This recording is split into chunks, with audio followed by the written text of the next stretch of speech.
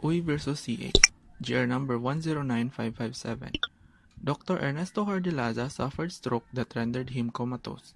Gilda, wife of the latter, filed a petition in RTC Iloilo to be allowed as sole administrator of their conjugal property and be authorized to sell the same as her husband is physically incapacitated to discharge his functions.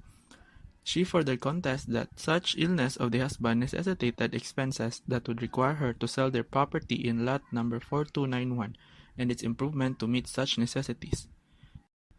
RTC ruled in favor of Gilda, contending that such decision is pursuant to Article 124 of the Family Code and that the proceedings thereon are governed by the rules on summary proceedings.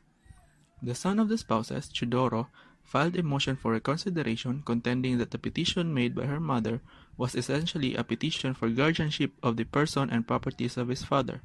As such, it cannot be prosecuted in accordance with the provisions on summary proceedings.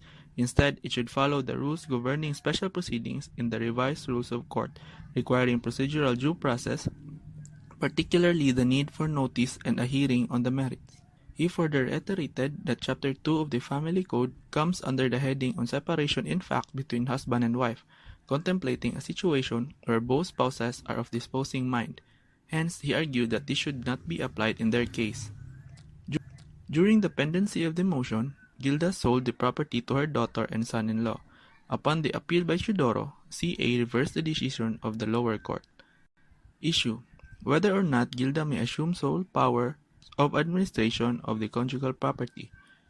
The court ruled in favor of Chudoro. The rule on summary proceedings does not apply to cases where the non-consenting spouse is incapacitated or incompetent to give consent.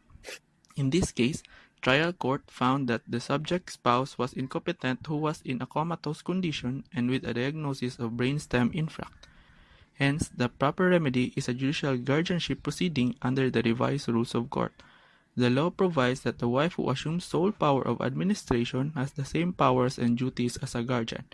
Consequently, a spouse who desires to sell real property as administrator of the conjugal property must observe the procedure for the sale of the ward's estate required of judicial guardians and not the summary judicial proceedings under the Family Code.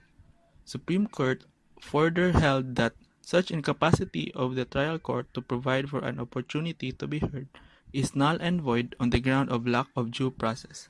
Thank you.